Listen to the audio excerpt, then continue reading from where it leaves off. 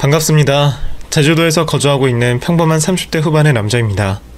여기 아름답고 평화로운 제주로 이사온 지 근 1년이 되어가고 있어요. 치열하게 살았던 도시의 생활을 접고 느리게 사는 삶을 살고 있는데 너무 좋은 것 같습니다. 오늘은 제가 제주에 오기 전에 있었던 아내와 장모님과 있었던 사연을 들려드릴까 해요. 재밌게 써볼 테니 꼭 마지막까지 들어주시고 오늘 하루를 힐링하시길 바랍니다. 저희 집안은 부자도 아니고 아주 가난하지도 않은 보통의 가정이었어요. 부모님은 작은 회사에 다니시며 맞벌이로 외아들인 저를 키우셨죠. 공부에 재능이 없었지만 고생하며 사는 부모님의 모습을 보며 이를 악물고 공부했습니다. 그런데 계획과 생각과는 다르게 지방대를 가게 되었습니다. 아무리 열심히 공부해봐도 제 수준은 크게 달라지지 않았답니다. 그렇게 지방에 있는 4년제 대학을 가게 되면서 기숙사 생활을 시작했습니다. 부모님의 품을 벗어나 홀로 서기를 하게 되었죠. 저는 성인이 되었으니 부모님의 구분등을 더 굳게 해드리고 싶지 않아 스스로 등록금과 생활비를 벌어 대학 생활을 보냈답니다. 그래서 대학 성적은 중간 정도에 머물렀고 눈에 띄지 않는 학생으로 졸업을 맞이했습니다. 한편 제가 바쁘게 대학생을 하는 동안에 옆에는 사랑스러운 여자친구가 있었습니다. 같은 과 동기였는데 저와 성격이 비슷해서 자주 만나다 연인이 되었죠. 그런데 저희 두 사람은 성격뿐만 아니라 RH-B라는 희귀 혈액형도 그렇고 외모도 많이 닮아서 남매가 아니냐는 말까지 들었답니다. 물론 그녀와 저는 완전한 남남이었고 모든 건 우연에 연속된 일치였답니다. 여자친구는 제가 군대에 다녀올 때까지 고무신 역할을 톡톡히 해주었고 제대 후 공부를 가르쳐주기까지 하는 헌신적인 사람이었습니다. 저희 둘의 사랑은 강산이 한번 바뀔 때까지도 여전했답니다.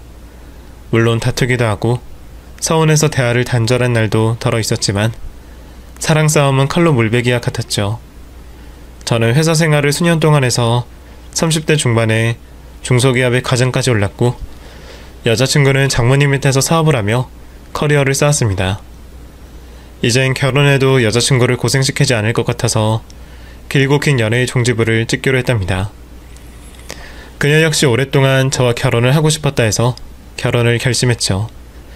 저희 부모님은 여자친구를 아주 오랫동안 봐와서 그런지 며느리가 아닌 딸로 봐주셨어요. 결혼 후에도 지금과 같이 지내자는 말씀으로 허락을 해주셨답니다. 그런데 제가 장모님께 인사를 드리러 갔더니 저희 부모님과는 완전 다른 이야기를 하셨습니다. 자네 중소기업 과장이지? 그런 쩌리가 잘나가는 사업가랑 결혼하겠다는 건 너무 큰 욕심 아닌가? 내 딸 정도면 자네 같은 중소기업 쩌리가 아니라 공무원이나 사자를 남편 자리로 세울 수 있다고.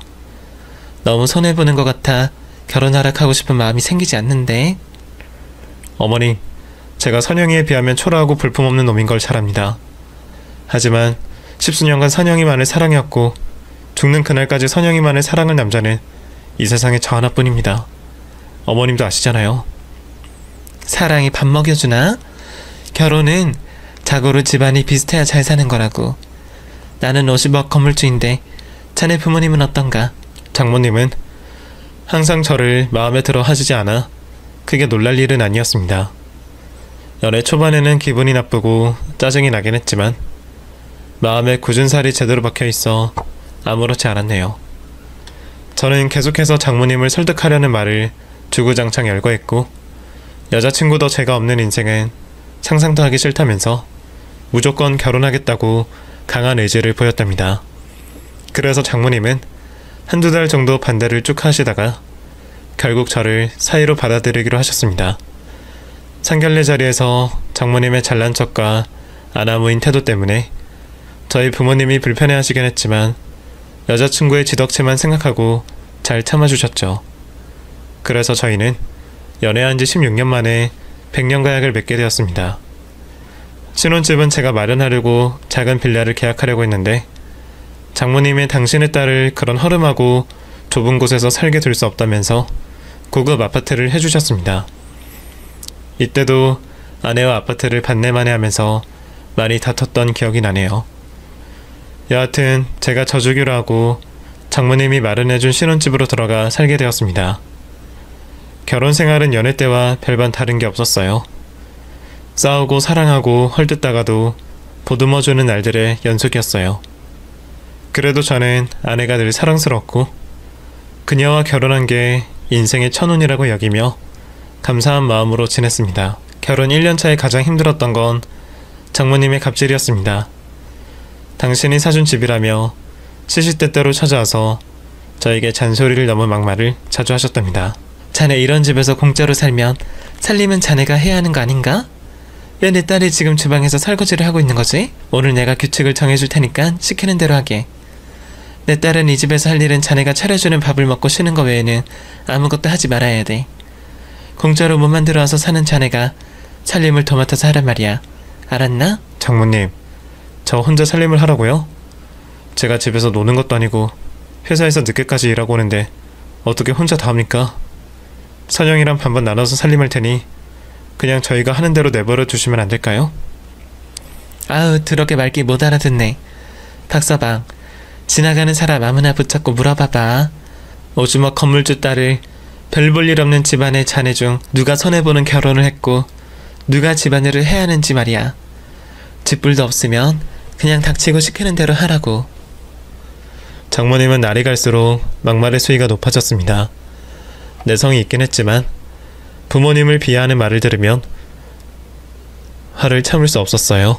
장모님, 저랑 선영이가 돈으로 맺어진 비즈니스 관계인가요? 왜 자꾸 손해봤다는 말씀을 하세요? 그리고 왜 저희 부모님이 부족한 사람들이라고 하시는 겁니까? 제가 가장 존경하는 분들이니 함부로 말씀하지 말아주세요. 불쾌합니다. 뭐가 어째? 참, 꼭 없는 것들이 자존심은 더럽겠어요. 좌우지간 내가 시키는 대로 자네가 살림을 맡아. 네 애미애비가 무능해서 내가 이만한 집을 마련해줬으면 납작 엎드려 기어도 모자랄 판에 왜 말대꾸를 하고 지랄이야. 너 사람 대접받고 싶으면 내가 시키는 대로 해. 내 딸 손에 물 묻히는 꼴을 또 내 눈에 띄면 그땐 가만두지 않을 걸세. 초지일관인 장모님은 끝까지 당신의 뜻을 굽히지 않으셨습니다. 아내가 집에서 일을 하면 어김없이 저에게 큰 소리를 내시며 훈계하셨습니다. 아내는 처음에는 장모님께 간섭하지 말아라, 우리가 알아서 하겠다 하며 반박을 했었는데 언젠가부터 장모님의 뜻 그대로 집안일에 손을 대지 않더군요. 어느 날 야근을 하고 집에 갔는데 집안이 엉망이어서 한마디 했더니 아내가 불같이 화를 냈습니다. 집안일은 당신 몫이라는 거 몰라? 우리 엄마가 하는 말을 코로 들었니? 아니면 똥구멍으로 들었어? 따지고 보면 이 집도 내 거고 혼수도 다 내가 해온 거니까 네가 일해야 하는 게 당연한 거 아니야? 여보, 내가 신혼집을 구하기 싫어서 안 한 거야? 작은 빌라는 죽어도 안 된다고 장모님이 억지를 부려서 그런 거잖아. 그리고 집안 생활비도 모두 내가 번 돈으로 쓰고 있잖아. 당신까지 이렇게 날 무시하고 하대하면 나 나중에 화낼 것 같아. 그것도 아주 많이 말이야. 아이고, 곧 죽어도 자존심만 세네. 엄마 말이 틀린 거 하나 없다고. 내가 결혼한 건 사랑하는 여자지 왕이 아니야. 내가 얼마나 더 많이 맞춰줘야 하니? 여보, 나 힘들어. 제발 평범하게 좀 살자, 어? 아, 몰라. 난 이렇게 살 테니까 당신이 살림하기 싫으면 가정부를 부르든지 해. 아내를 십수년을 알아왔는데 이렇게 장모님과 똑같은 모습이 나올 거라고는 상상도 못했어요.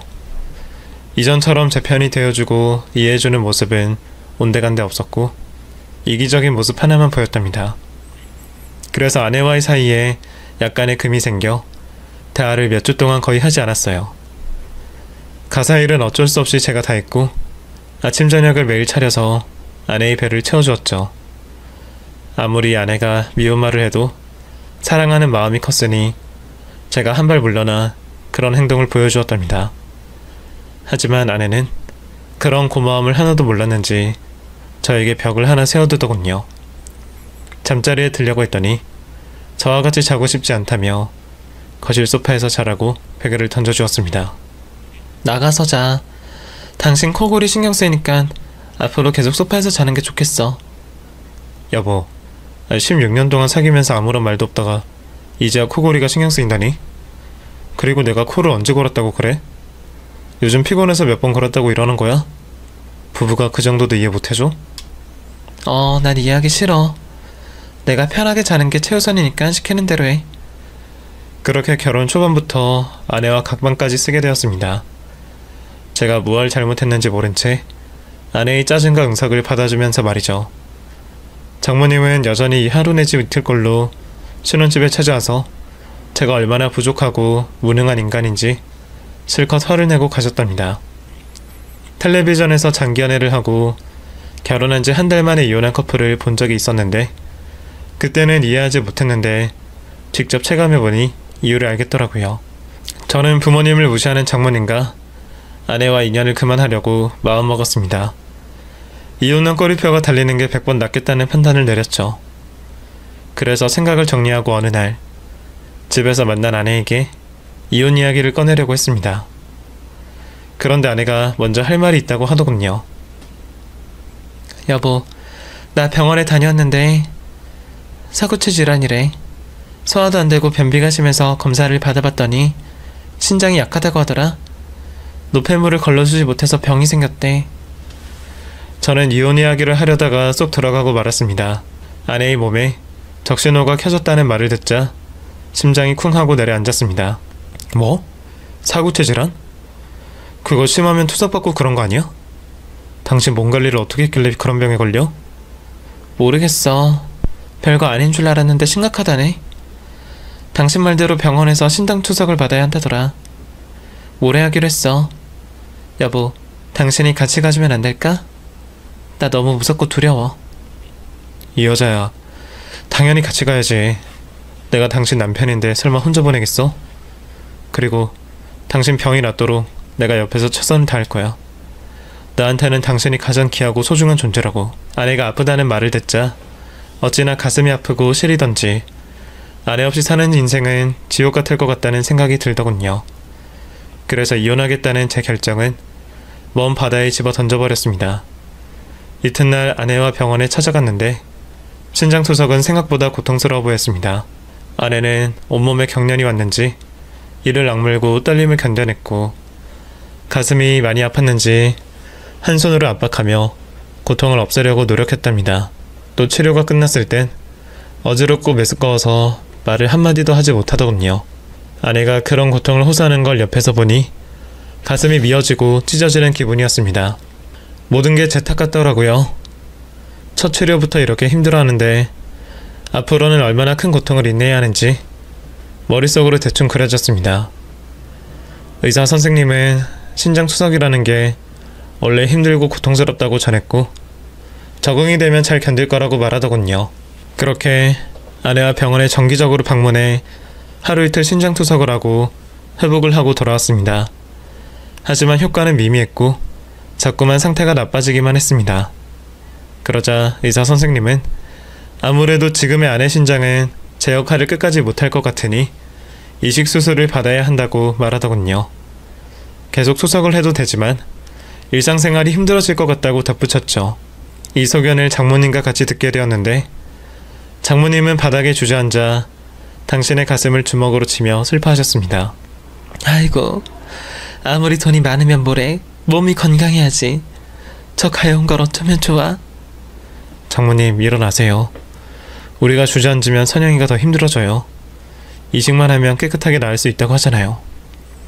신장 이식이 애들 장난도 아닌데 무슨 말을 그리 쉽게 하냐?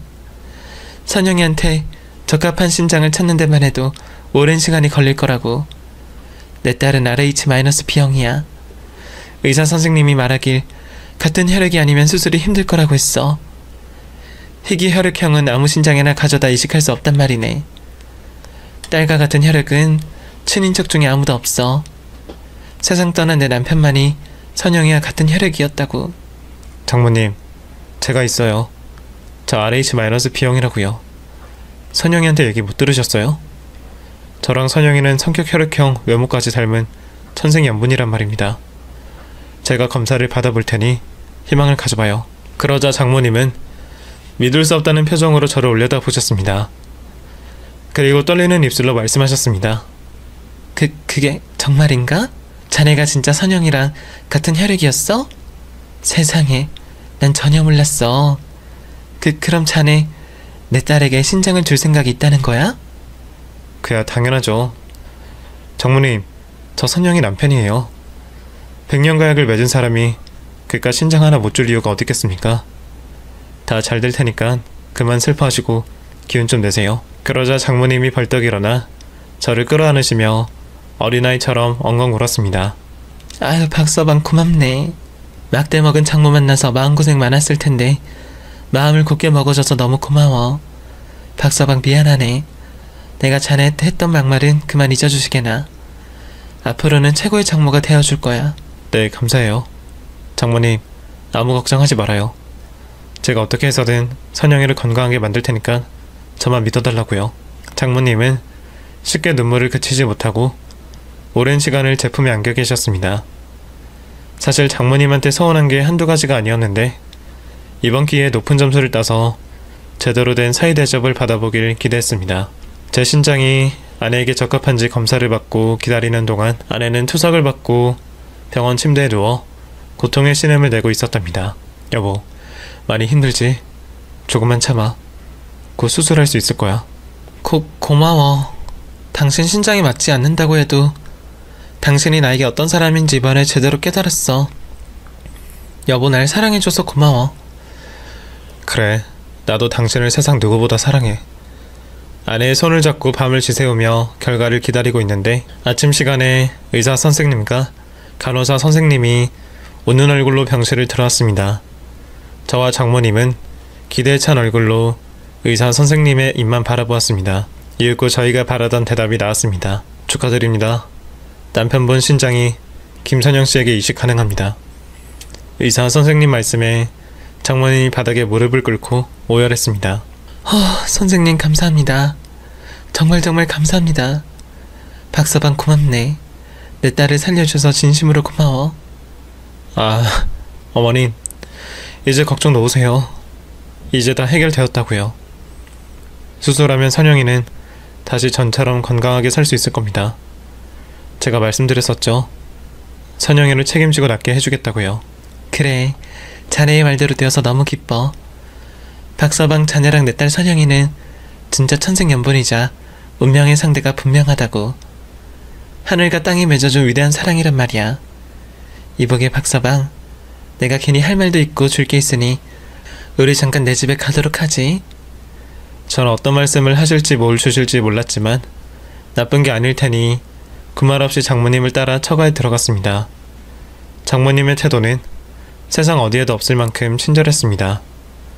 그동안 한 번도 받아보지 못했던 장모님의 따뜻한 밥과 감사의 말을 선물로 받았습니다. 그리하여 곧 저도 병원에 입원했습니다. 환자복을 입고 신장 공여자실에 누워 대기하게 되었죠.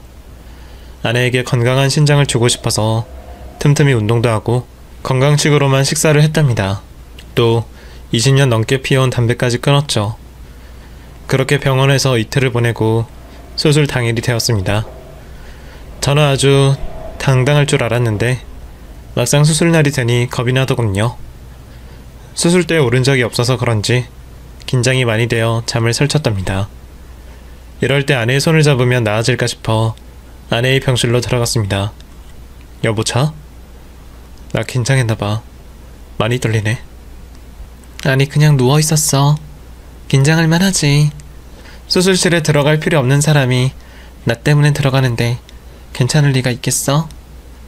아, 내가 괜한 말을 했네. 꼭 당신을 탓하는 말처럼 들렸나봐. 난 당신한테 신장을 주는 게 두려운 게 아니라 차가운 수술실이 겁나는 거라고. 수술 전에 당신 손을 잡으면 괜찮아질까 해서 당신한테 온 거고.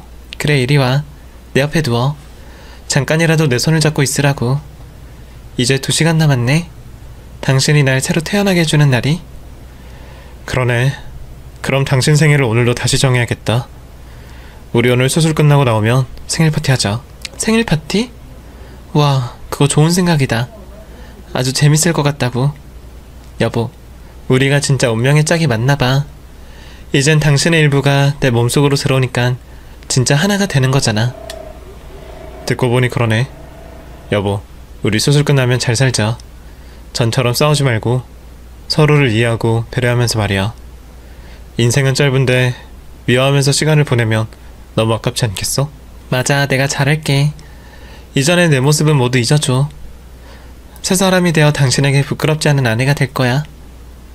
아휴, 고마워라. 여보, 당신 손을 잡고 누워있으니까 잠이 솔솔 온다. 나 30분만 자도 될까?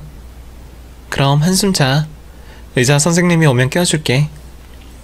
저는 긴장이 풀려 온몸이 나른해져서 아내의 말이 끝나기 전에 꿈을 꾸기 시작했답니다. 좋은 꿈을 꿀 거라 생각했는데 전혀 다른 악몽을 꿨습니다. 아내가 제 손을 뿌리치고 다른 사람의 손을 잡는 어처구니 없는 꿈이었죠. 저는 꿈속을 유영하면서 이게 현실이 아니라는 걸 깨달아 빨리 잠에서 깨려고 노력했답니다. 이윽고 귓가에 아내의 목소리가 들렸습니다. 눈을 떠서 아내의 얼굴을 빨리 볼까 했는데 아내가 누군가와 통화하는 것 같아서 전화가 끊어지며 눈을 뜰 생각이었죠. 그래서 통화 소리에 귀를 기울였는데 믿을 수 없는 대화를 듣고 말았답니다. 아내는 소곤거리는 목소리로 통화하더군요. 자기야. 이따 1시간 반 뒤에 수술이야. 지금 남편 새끼 옆에 있어. 아내가 저를 두고 남편 새끼라고 하자 조금 불쾌했습니다.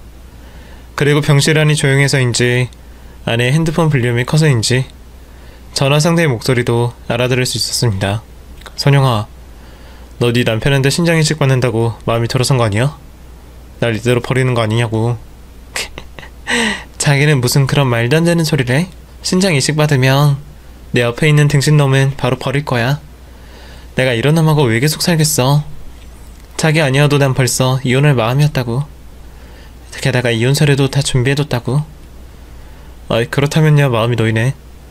난 자기가 신장이식 받고 날 배신할까봐 엄청 겁난다니까. 아무래도 널 아주 많이 사랑하는 것 같아. 으이그 귀여워라.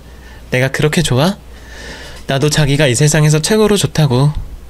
어쨌든 지금은 내가 세상에서 제일 착한 여자 컨셉으로 있는 거 알아? 이 등신 같은 놈한테 연기하는 거 구역질 날 만큼 힘들다고. 그래도 어쩌겠어. 이 새끼가 아니면 내 신장은 계속 망가질 거고 나중에 암까지 생겨서 대주고 말 거라고. 자기 그 마음 절대로 변하면 안 돼.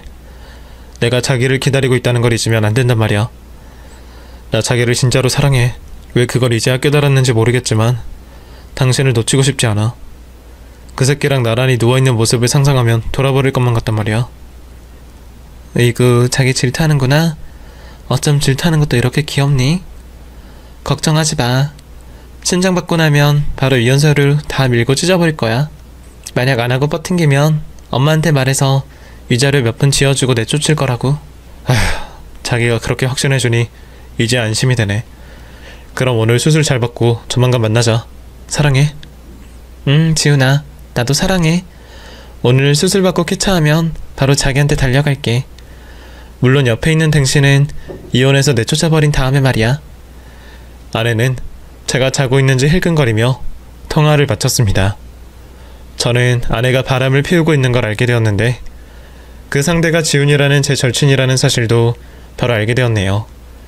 하늘이 저에게 기회를 주려고 아내가 있는 병실로 인도한 모양입니다. 저는 바로 눈을 뜨고 옆으로 누워 아내를 쏘아봤습니다. 그러자 아내가 화들짝 놀라더군요. 어머나, 여보 깼어? 놀랬잖아. 기척을 좀 하지. 간 떨어지는 줄 알았네. 간이 왜 떨어져? 오늘은 내 신장이 떨어져 나가 네 년한테 들어갈 텐데. 여보 말이 왜 그래? 무슨 안 좋은 꿈이라도 꾼 거야? 왜 시비조로 말을 하는 거야? 당신답지 않게 말이야? 선영아, 나 다 들었어. 방금 지훈이랑 통화하는 거 말이야. 아주 다정하더라. 누구?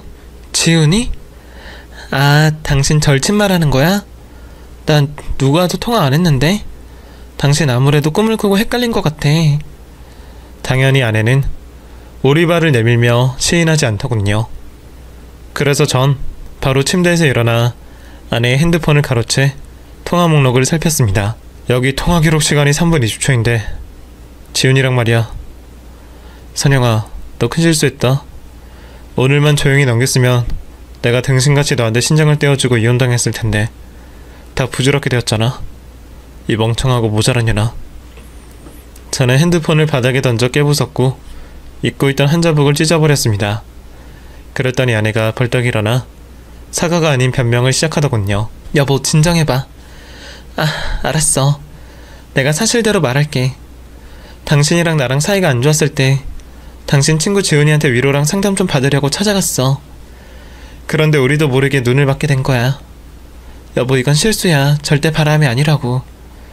그리고 방금 통화하면서 했던 말은 지은이가 지랑 헤어지려고 하면 당신을 찾아 다 까발리고 가정을 깨버리겠다고 협박해서 그런 거라고. 그래서 억지로 좋은 척하면서 연기했던 거야. 여보, 내가 아무리 이기적인 여자여도 당신과 헤어지는 미친 짓은 안 해. 나한테는 당신이 전부라고. 이제 내 말이 이해되지? 뭐라고? 지금 말 같지도 않은 소리를 씨부리면서 이해가 되냐고? 야, 네 애미가 나한테 자주 하던 말 기억하지? 지나가는 사람 붙잡고 물어보라는 말. 네가 지금 한 짓을 아무나 붙잡고 시시콜콜 말하면 과연 널 이해해주는 사람이 있을까? 이 걸레통에 빠져 대저도 쌌냐나. 그러자 아내는 도리어 저에게 화를 내더군요. 아, 진짜 유치하게 왜 이래? 과거는 그냥 묻어버리고 새롭게 출발하면 되잖아. 내가 이 정도 숙였으면 그만 좀 해라. 내가 이런 여자를 16년이 넘도록 만나온 게 한심스럽다. 네가 아무리 이기적이어도 이 정도 바닥일 줄은 몰랐다. 아, 더럽게 땡땡거리네. 그깟 신장 하나 주면서 온갖 생색은 다 내더니 이젠 나를 평가하는 거냐? 더럽게 못 사는 집구석에서 자란 너를 나 같은 완벽한 여자가 받아줬으면 최소한 고마워해야 하는 거 아니야? 이 정도 실수는 그냥 눈 감아줘도 되잖아. 적반하장 안아 모인 아내의 태도에 흥분에 미쳐버린 저는 바로 손을 올려 따귀를 갈겼습니다. 그래도 환자라서 힘을 빼고 날렸습니다. 아야, 왜 때려? 꼴랑 네 친구랑 잠자리 몇 번 한 게 이렇게 때릴 일이야? 어이가 없다. 너 지금 꼴랑 잠자리 몇 번 이랬냐? 그게 얼마나 큰 죄인지 느끼지 못하는 거야? 그래, 그런 너의 쓰레기 인성을 받아줄 지윤이 새끼랑 살아봐. 난 지금 이 시간부로 네 남편 반납할 테니까. 저는 아내를 두고 제 공여자 병실로 가려고 하는데 아내가 제 머리채를 잡고 흔들었습니다. 가긴 어딜 가. 이혼하든 뭐라든 오늘은 수술을 해야 할 거 아니야. 나한테 신장 이식하고 끝내라고. 아이고, 웃기는 년이네. 너 지금 이 상황에 신장 달라는 말이 나오냐? 정신이 나간 거냐? 이 등신 같은 놈아, 신장 주겠다고 약속했으면 지켜야지. 당신이 바라는 이혼 해줄게. 그리고 위자료도 달라는 대로 줄게. 사례비까지 다 챙겨줄 테니까 나한테 신장 이식은 무조건 해. 언젠가 결혼을 하기 전에 배우자의 밑바닥까지 모두 보고 결혼을 결정하라는 말을 들었었는데 왜 그 말대로 하지 않았는지 그 순간 절실하게 뼈저리게 후회를 했답니다. 이렇게 아내의 밑바닥을 보니 아주 환장하겠더군요. 어떻게 바람 피운 걸 아무렇지 않게 말하고 분노해서 나가겠다는 저에게 신장값을 줄 테니 수술해주고 나가라고 머리채를 잡고 있으니 얼마나 기막히고 황당하겠습니까? 아내가 제 머리카락을 하도 세게 잡아채서 목이 등 뒤로 넘어갈 것 같았습니다. 그래서 그냥 봐주면 안 되겠다는 결론을 내리고 온몸의 분노를 표출하고 말았답니다. 아내 손목을 비틀어 업어치기로 바닥에 눕혀버리고 아내 배에 올라 싸대기를 짝소리가 나도록 양손으로 흠씬 날려버렸습니다. 그런데도 아내는 무조건 신장을 달라고 악을 쓰며 발광하더군요. 이거나 내가 돈 준다잖아. 당신 신장값이랑 위자료 부르는 대로 줄 테니까 수술하고 나가. 얼마면 돼? 5억? 10억? 내가 돈 준다잖아. 그러니까 닥치고 돈이나 벌어서 나가란 말이야. 저는 아내의 뺨을 한 대 더 갈기고 비밀 하나를 털어놓았습니다. 장모님이 저를 처가로 데려가 따뜻한 밥과 함께 준 선물에 대한 이야기였죠. 아휴, 하나만 알고 둘은 모르는 멍청한 년아. 네가 내 머리 위에 있다고 생각하지? 잘난 애미를 터서 돈이면 다 해결되는 줄 알지. 그런데 어쩌냐? 장모가 나한테 50억 상가를 넘겨준 건 모르지? 내 신장이 당신한테 적합하던 결과가 나온 날 네 엄마는 감동을 해서 그런지 나한테 그동안 미안했다고 사죄했어. 그리고 널 살려줘서 고맙다면서 50억 상가를 내 명의로 바꿔줬다고. 고로 너는 나한테 위자료와 신장이식에 대한 대가를 줄 수 없어. 넌 이제 가진 게 없거든. 그럴 리가. 우리 엄마가 그런 무식한 짓을 했을 리가 없어. 꼴랑 신장 하나 이식해주는데 50억 건물을 넘겨줄 리가 없다고. 당신 거짓말하는 거지? 거짓말? 마음대로 생각해라. 여하튼 나는 너한테 신장 공유할 일 없어. 놀란 아내를 두고 그녀 배에서 일어나 나가려는데 장모님이 문을 열고 들어오더군요. 아직 무슨 일인지 파악하지 못한 장모님은 크게 뜬 눈으로 물었습니다. 너희들 지금 뭐 하는 거냐? 설마 싸운 거야? 박서방, 아픈 애를 바닥에 눕히고 뭔 짓을 한 거야? 장모님 오셨어요? 때마침 잘 오셨네요. 저 당신 딸한테 신장 못 줍니다. 인연이 제 친구하고 바람을 피우고 있었다네요. 그리고 오늘 제 신장을 받으면 바로 이혼하고 그놈하고 살기로 한 모양입니다. 그래서 몇 대 때려줬어요. 바람을 피웠다고? 그럴 리가. 선영아, 네가 말해봐라. 박서방 몰래 바람 피운 게 사실이야? 그러자 아내가 벌떡 일어나서 장모님한테 말하더군요. 그래, 바람 피웠어. 그 남자랑 살림차릴 계획도 세웠고. 그런데 그게 중요한 게 아니라, 엄마, 이 등신한테 건물 명의를 넘겨줬어? 빨리 대답해봐. 좋지. 네 혈액형에 이식받을 가능성은 1%도 안 된다고 했단 말이야. 그런 너를 살려주는 은인인데 어떻게 그냥 넘어가겠니? 잠깐, 박서방. 이대로 나가려는 건 아니지? 무슨 일이 있어도 자네가 내 딸을 살려주고 지켜주겠다고 한 말을 지킬 거지? 숨을 거세게 몰아쉬며 묻더군요. 그래서 전 확실한 제 입장을 전해주었습니다. 이봐요 장모님, 잘 들으세요. 난 내 친구놈이랑 바람나서 신장 이식을 받고 버릴 계획을 세운 당신 딸에게 내 신장을 줄 수 없습니다. 이게 내 확고한 의지라고요. 아시겠어요? 알아들었으면 저리 비켜요. 안 돼. 신장 이식을 해준다고 해서 내 전 재산인 건물을 넘겨줬잖아. 그러셨어요? 저는 그냥 저한테 미안해서 준 선물인 줄 알았는데. 제가 신장을 주겠다고 각서라도 썼나요? 법적으로 아무 문제 없으니 질턱재지 말고 좀 비켜요. 제가 절대 신장 이식을 해주지 않겠다고 하자 장모님이 예전의 모습으로 돌아왔어요. 못생긴 마녀 얼굴로 제 머리채를 잡고 따귀를 날리더군요. 이 연병할 자식, 감히 나와의 약속을 어겨? 난 너한테 모든 걸 줬는데 이런 식으로 뒤통수를 날릴 수 있는 게야? 그만하시죠. 안 그럼 저도 더 이상 참지 않을 겁니다. 욕실할 놈아. 내 딸한테 신장 안 줄 거면 건물 내놔. 다시 토해내. 이 노친네가 말귀를 못 알아듣네. 이미 내 명의로 했는데 미쳤다고 돌려줘요? 그렇게 억울하면 법으로 해보시던가. 제 말에 아내까지 달려들어 두 모녀가 제 머리채를 잡고 싸대기를 날려댔습니다. 몇 대 맞아주다가 안되겠다 싶어 힘으로 두 사람을 제압해버렸습니다. 두 모녀의 멱살을 잡고 병실 바닥에 내동댕이를 쳐버렸죠. 그리고 두 사람의 뺨을 동시에 한 대씩 날려주었습니다. 이번에는 조금 세게 날려서 개거품을 물고 달려들기를 포기하더군요. 절대 50억 건물도 제 신장도 줄일 따위는 없으니 닥치고 찌그러져 있으라고 경고했습니다. 그러자 두 모녀는 마지막 수단이 무릎 꿇고 빌기를 시작했답니다. 먼저 장모님이 꿇어앉았더니 손가락으로 아내를 쿡쿡 찌르자 정신 차린 아내가 꿇어앉더군요.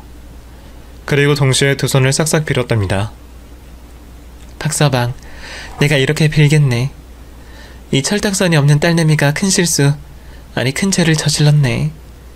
하지만 자네가 어떤 사람인가? 마음이 태평양처럼 넓은 훌륭한 사람이잖아. 자비와 용서를 베풀어 내 딸을 보듬어주게.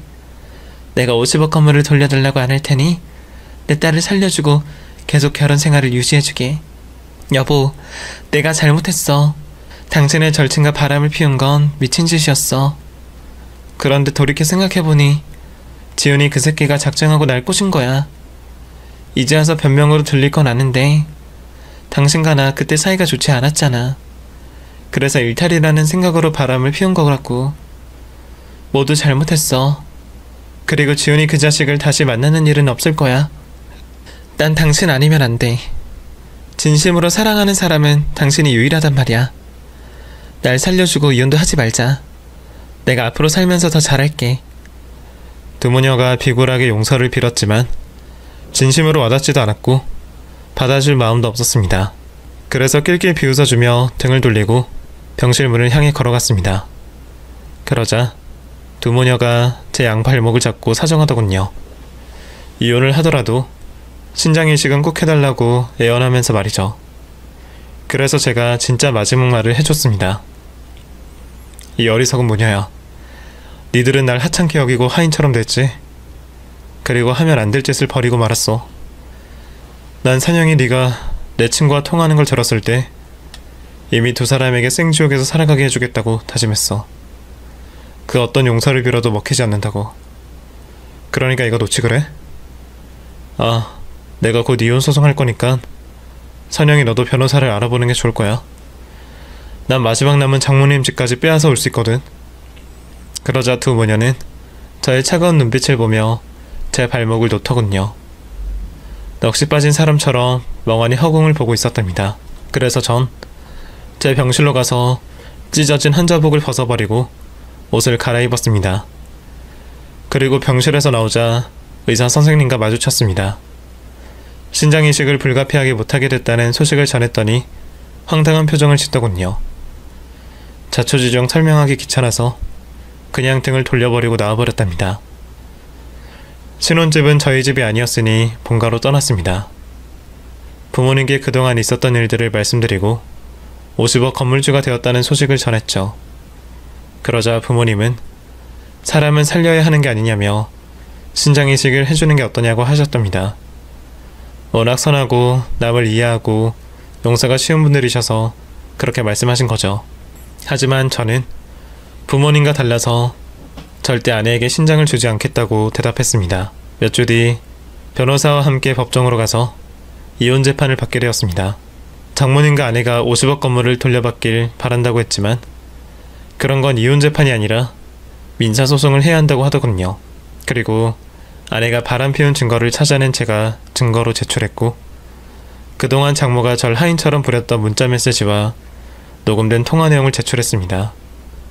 결국 이혼 사유는 모두 아내 측에 있다는 걸 인정하고 저에게 위자료를 지급하라는 명령이 떨어졌답니다.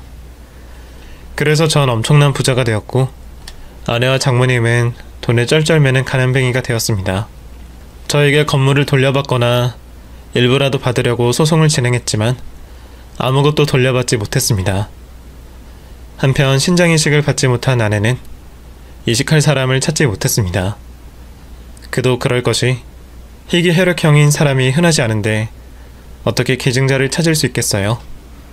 결국 오랜 시간 투석을 진행하며 지내던 아내는 췌장암이 발병되어 암병동으로 입원해 투병 생활을 시작하게 되었습니다. 천천히 시름시름 알아가며 죽음을 맞이하게 되겠죠. 그런데도 저는 양심의 가책을 느끼지 못하고 있답니다. 제가 이렇게 잔인하고 무서운 사람이라는 걸 이번 기회에 깨달았죠. 또 제 아내와 바람난 절친 지훈이에 대한 복수가 남아있죠. 그 자식은 7급 공무원이었어요. 공무원은 도덕적으로 깨끗해야 했는데 그렇지 못했어요. 제가 고용한 흥신소장이 아내와 불륜 말고도 다른 것들을 캐내봤는데 아주 가관이었습니다. 사업 허가를 내주는 일은 대부분 7급 공무원이 하고 있었는데 지훈이 이 자식이 조폭들에게 뒷돈을 받고 불법적인 사업을 눈감아주고 허가를 내준 게 여러 건이었답니다. 제 아내와의 불륜이 아니어도 충분히 개박살 내기 쉬운 놈이었죠. 그래서 흥신소장이 가져다준 조폭들과 거래하는 사진을 경찰서에 제출했습니다. 공무원 옷을 벗는 건 당연한 일이었고 집안에 숨겨둔 돈을 모두 압수당했습니다.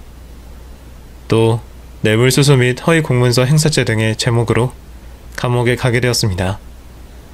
이로써 저에게 죄를 지은 세 사람은 아주 엄한 벌을 받는 것으로 끝이 났답니다. 그리고 얼마 뒤 장모님에게 받은 50억 건물을 제값에 팔아버렸습니다. 부모님을 모시고 제주도로 내려왔습니다. 평생 고생만 하신 부모님께 제주 바다 앞에 있는 번듯한 집을 사드렸답니다. 전 50억의 돈 중 20억을 부모님을 위해 썼고 남은 돈으로 평생 놀고 먹을 계획입니다. 직장도 갖지 않고 따로 일도 하지 않을 거예요. 그저 제주 바다에서 낚시를 하거나 관광지를 다니며 힐링하는 삶을 살 생각이죠. 그런데 아내와 헤어지고 나서 다른 여자를 만나는 게 두려워 해가 바뀌었는데도 쉽게 연애를 하지 못하고 있습니다. 제가 여자 보는 눈이 없어서 그런지 아무리 착한 여자를 만나도 믿지 못할 것 같아 만남을 피하고 있네요. 제 사연은 여기서 마쳐야겠네요. 제가 심하다고 생각할 분들이 계시겠지만 역지사지로 생각해 주시고 저를 보듬어 주셨으면 감사하겠습니다. 그럼 전 이만 낚시하러 가보겠습니다. 모두 안녕히 계시고 행복하세요. 감사합니다.